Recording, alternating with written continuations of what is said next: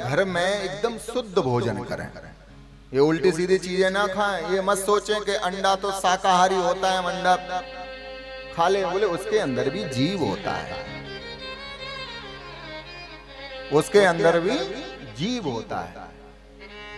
याद रखना भैया, धृतराष्ट्र के पास एक महात्मा हंस हंसनी का जोड़ा छोड़कर गए थे, ध्यान से सुनना। पर धृतराष्ट्र ने क्या काम किया, बोले हंसनी ने जब अंडे दिए तो उन अंडों को खा गए वो। जब वो बेचारे ब्राह्मण और ब्राह्मणी आए, उन्होंने पूछा कि हमारे हंस हंसनी कहाँ है, बोले उन्हें भी धृतराष्ट्र खा पी गए। श्राप दे दिया, बोले देखना जैसे तुमने हमारे बच्चों को, इनके बच्चों को मार दिया, याद रखना ऐसे तुम्हारे 100 होंगे, 100 ही खत्म हो जाएंगे। ये उन्हीं का श्राप है। तो अंडा खाना भी कोई शाकाहारी नहीं है, ऐसे शाकाहारी मत समझना कि शाकाहारी है तो हम खा लेंगे, उसके अंदर भी कोई जीव है।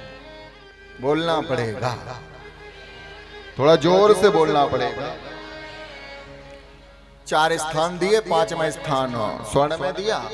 और परीक्षित ने समी मुनि का अपराध कर दिया, मरा हुआ सर्प उनके गले में डाल दिया, तो उनके पुत्र श्रृंगी ने श्राप दे दिया।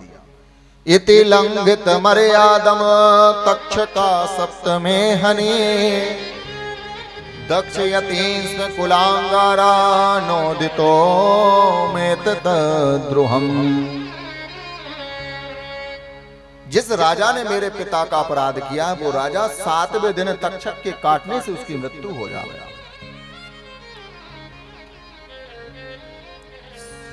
राजा परीक्षित गंगा के तट पर पहुंच गए सुखताल में, और सुखदेव जी महाराज का कल आगमन भी हुआ था, हमने सुना था ना कल, और कथा रह गई थी तो वो कथा मैंने आज सुनाई आपको।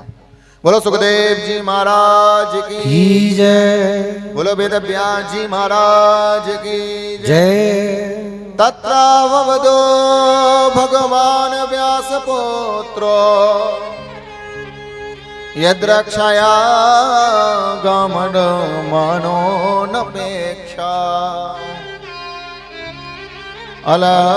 अलक्षलिंगो निजलाभ तुष्टो व्रतस्य बाले रवधूत वेसा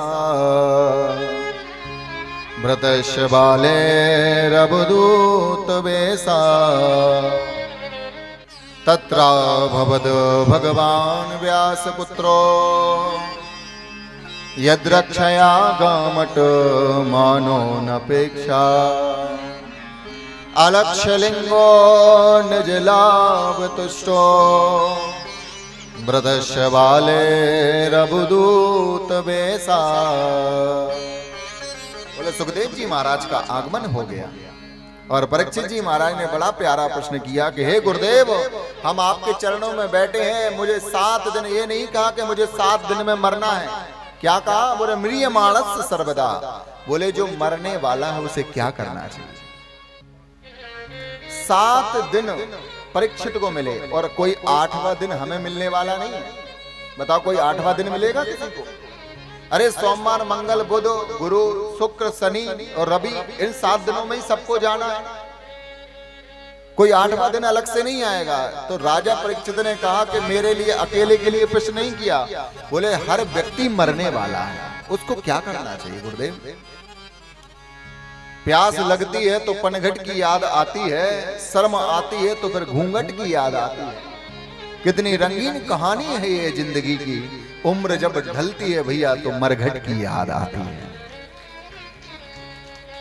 बचपन में सिखाया धराधाम सत्य है, जवानी में सिखाया अर्थ और काम सत्य है, और जीवन जब गुजरने लगा तब सिखाया भैया राम नाम ही सत्य है, राम नाम ही सत्य है। अथा प्रख्यामि संसिद्धिमो योगिनां परमं गुरो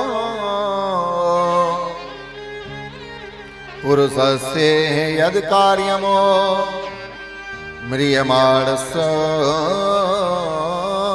सर्वदा। यहाँ पर प्रथम स्कंद का विराम हुआ, द्वितीय स्कंद से बोलना प्रारंभ कर रहे हैं। कौन बोल रहे हैं? बोले श्री सुकौवाचा